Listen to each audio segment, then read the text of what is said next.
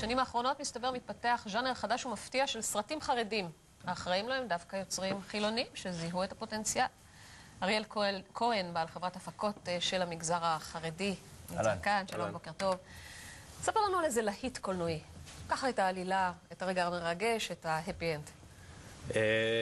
בעיקר רוב הסרטים החרדים הם, כיוון שאין שם נשים, שזה כבר צריך לדעת. בעיה, מצמצם את האפשרויות. זה בעיה, מצמצם את האפשרויות, סיפורי אהבה, רומנטיקה וזה אי אפשר. אז רוב הסרטים נעים על הרפתקאות, מתח, סוכני שב"כ, סוכני מוסד וכל מיני דברים כאלו. אז אני אספר לכם על, נגיד, הסרט הראשון שעשינו, הוא כמו חסמבה לדתיים. שמו? אופני הרעם. אופני הרעם? אופני הרעם. בוא נראה שנייה קטע ממנו לפני שאתה מספר לנו עליו, בבקשה. זמנים קשים עכשיו, קשים מאוד. למזלנו, ברך אותנו הקדוש ברוך הוא בגיבורי החיל האלה, מצילי נפשות ממש. אל תגידו לי שלא שמעתם עליהם. לא. טוב, תכף אני אספר לכם איך הם הצילו רבים מבני העם היהודי.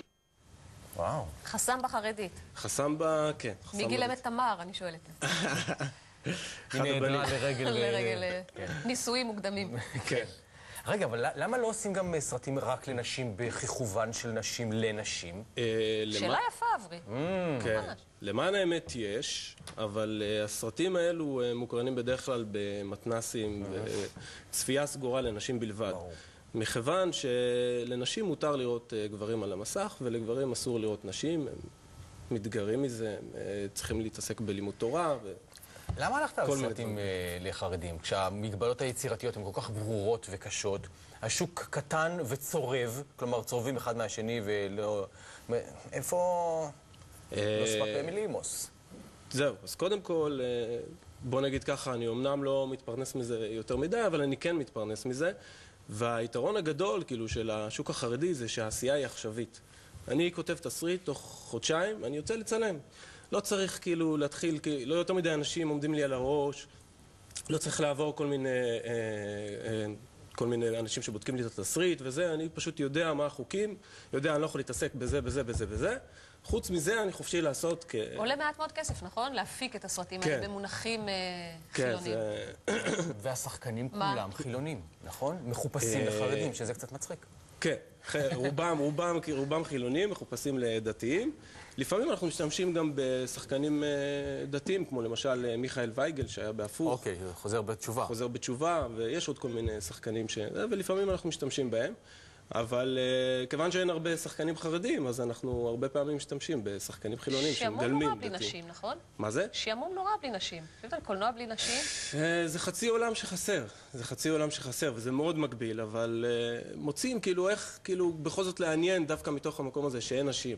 אז בגלל זה עוסק יותר בנושאים של הרפתקאות, וזה כמו סרטים הוליוודיים אקשן. אבל הגיבורים, על פי מה שאתה אומר, הם גיבורים חילוניים, זאת אומרת, סוכני מוסד. אז זהו, אז מה שעושים, יש כאילו קצת עיוות של המציאות. זאת אומרת, סוכני מוסד עם כיפות.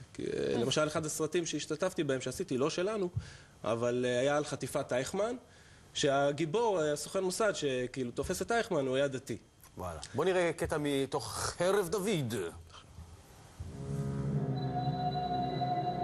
את השופרות!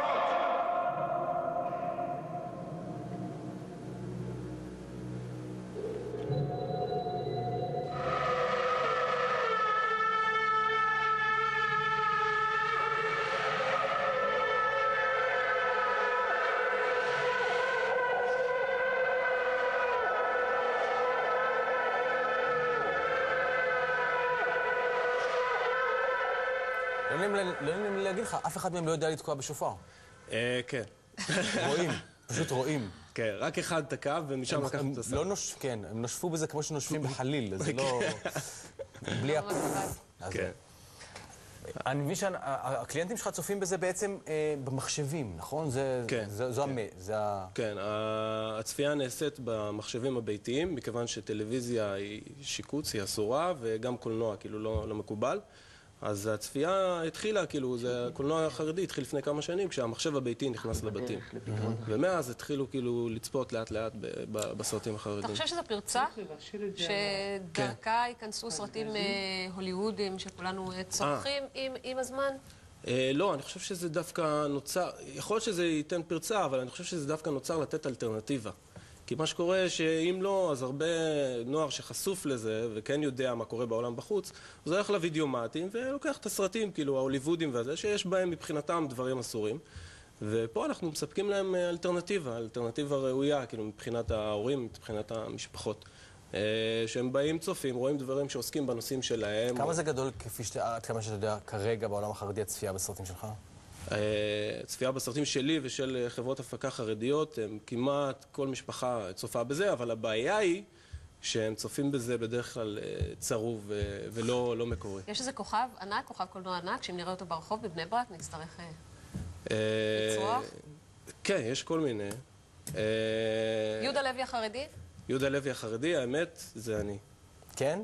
כן. אתה מופיע בסרטים? כן. וואו. אתה עובר בבני ברק, ואנשים פשוט... אתה גם התסריטאי, גם המפיק, גם הזה? לפעמים אני מכניס את עצמי כן, אני עושה את הסנדוויצ'ים בבוקר, שיער, ריפור, משהו? אריאל כהן. תודה רבה. יהודה לוי החרדי. כן. whoever she might be. תודה רבה לך, והצלחה. מקווה שתהיה אימפריה גם כלכלית, תראה ברכה בעמלך.